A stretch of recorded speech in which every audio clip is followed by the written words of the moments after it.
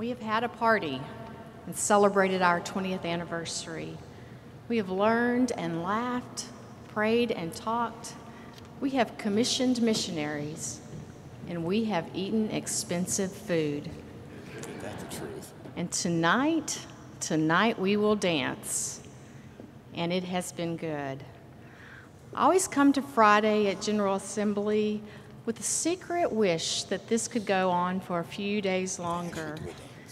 And that wish comes from a sense of gratitude. I am thankful for the relationships that we have as followers of Christ. I'm thankful for the ministries and missions we've done together, for the worship that we have experienced, for the friendships that we have made. And so I come to you today as one who loves CBF and is deeply appreciative of you. Today our topic is the future. As we walk into the future, we CBF Baptists face some significant challenges. We have declining churches, shrinking budgets. We have those of the next generation who are walking away, especially the young women who've grown tired of hearing that CBF churches are not ready for them yet. And we face some hard questions about sexuality. We are facing some challenges, but I believe we are at a crossroad. We are at a turning point, and I believe we can move into a new future. And so in the tradition of Walter B. Sheridan, whose many presentations, speeches, and addresses I read as I prepared for this day, and who is one of our wisest observers of Baptist life, and who is my own personal favorite Baptist historian. And I can say that because I know that Bill Leonard today is in Puerto Rico at the American Baptist Biennial. So today, in the tradition of my favorite Baptist historian, Buddy Sheridan, I would like to give you three words for our future. The first word is cooperative. Our movement was born out of a cooperative effort, Baptists coming together, joining in cooperation. But being cooperative back in 1990 and 91 was not easy because those Baptists who formed our organization did not have one voice, one mind. There was much disagreement among them, diversity of thought, diversity in theology, in church practice. They had regional loyalties that were different. They were different on social issues. And that diversity is still evident among us today. We have different opinions. We are dedicated to different causes and beliefs. The question for our future is, can we continue to cooperate? Can we work as Baptists with a common purpose, a common mission, a common theme, and yet still have very diverse interpretations on the Bible and theology? Can we welcome diversity among us, even when our diversity results in disagreement and conflict? Can we be cooperative? The truth be told, the ways that we cooperated in our past are not working as well for us these days, and probably will not work into our future. I believe that being cooperative, though, there are at least two things that we need to think about as we move into the future. The first is that our cooperation requires us as individuals not to hold so tightly to our own personal agendas. We have to let go of the idea that we were always right. We have to decide that we will not have the last word every time. To cooperate, to be cooperative, means that we will live and work together in humility, listening and learning, and yes, even sacrificing for one another. To be cooperative means that we will live with some tension, some contradiction. A second thing that being cooperative will require of us is that we are clear about what it is that holds us together. We need to clarify our identity. And as I have prepared for this day, I have pestered lots of good CBF folks, young and old alike, CBF founders and CBF newbies. And to a person, they have responded to me that we as CBF Baptists need to be clearer about our identity. In the past 20 years, we have grown as an organization, and we have grown up a new generation of leaders. We've achieved much, but there's still some fuzziness about our mission and about our vision as CBF Baptist. And on this, our 20th anniversary, the ending of our teenage years together, we must acknowledge that we are now an adult organization. On the timeline of life, we are now a college student, and it's time to declare a major.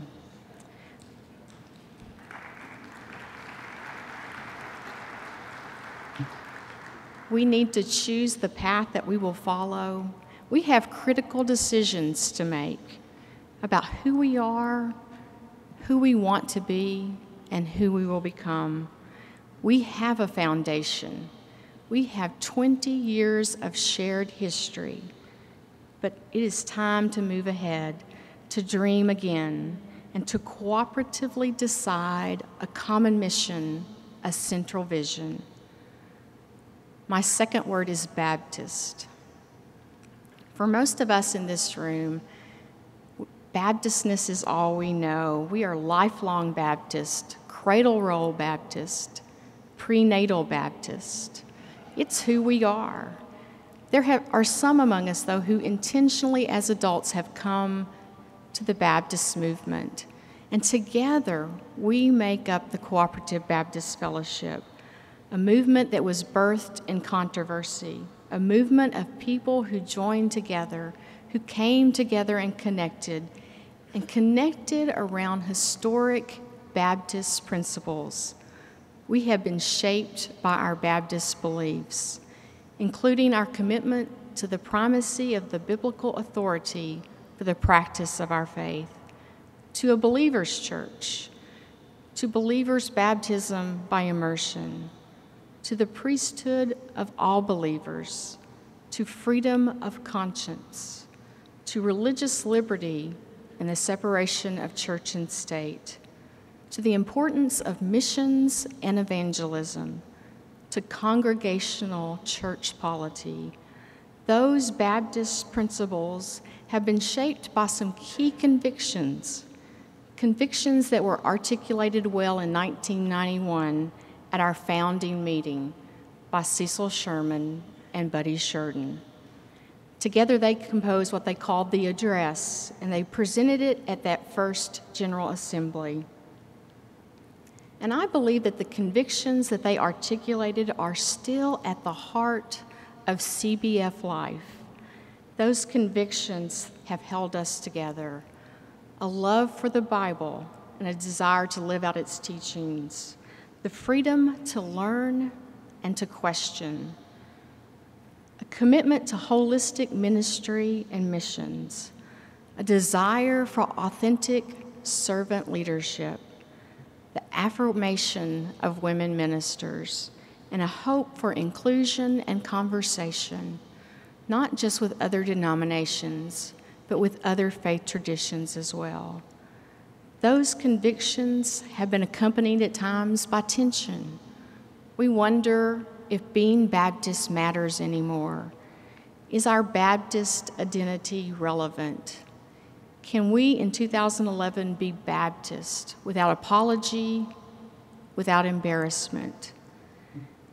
And my answer is yes. Being Baptist matters. Our Baptistness matters more to most of us than we even know. Our Baptistness actually gives us some advantages for living out our Christian witness in the 21st century. Our Baptistness has prepared us to live in a changing world.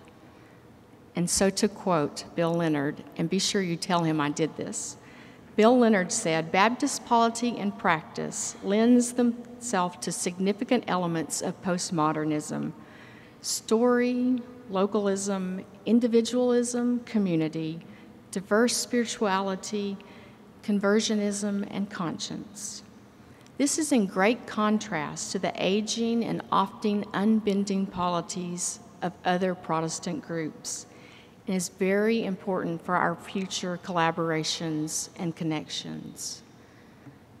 My hope is that we as CBF Baptists walk into our future, we will reclaim what is good and best of our Baptist tradition, and we will hold on to our Baptist principles and those key convictions. My third word, and yes, you've guessed it, it's fellowship. Fellowship was an intentional word choice for this Baptist movement. And while I wasn't at those earliest meetings, I know that it was a longing for fellowship that drew this movement together. In those early days and in these days, fellowship is a desperately desired need. We want to be part of something larger and bigger than ourselves. We want to connect, to belong. It's no wonder we live in a chaotic world. We live with continual, unending change. We've seen revolutions in technology and transportation. We've lived through economic instability. We've seen war and genocide and violence on our TVs at night. We have lived through earthquakes and tornadoes, tsunamis and floods. And for us as Baptists, we have had change as well: theological, organizational, sociological change. And all of that change has driven me to a longing for richer, broader, and deeper fellowship. I need CBF because I need you. I need to learn from you, grow with you, and lean on you. I cannot know God fully without you. I cannot minister authentically without you. I cannot know Jesus Christ completely without you. And that, my friends, is what will sustain this movement: our need for each other, our need to worship God together, our need to find shared meaning in life together, our desire to talk and dream together. We need each other. We need each other to do the work of the kingdom, to share the load of life, to experience the reality of Jesus Christ. After 20 years, we're still together. And yes, we're facing some great challenges, but I believe we can find new energy and new vision as we embrace one another and embrace our Baptist sisters and brothers across this country and around the world. And 20 years from now, we'll get together at another General Assembly, full of hope and conversation, talk about the ministries and missions that we are doing, and we will celebrate again 20 years from now. May it be so. Amen.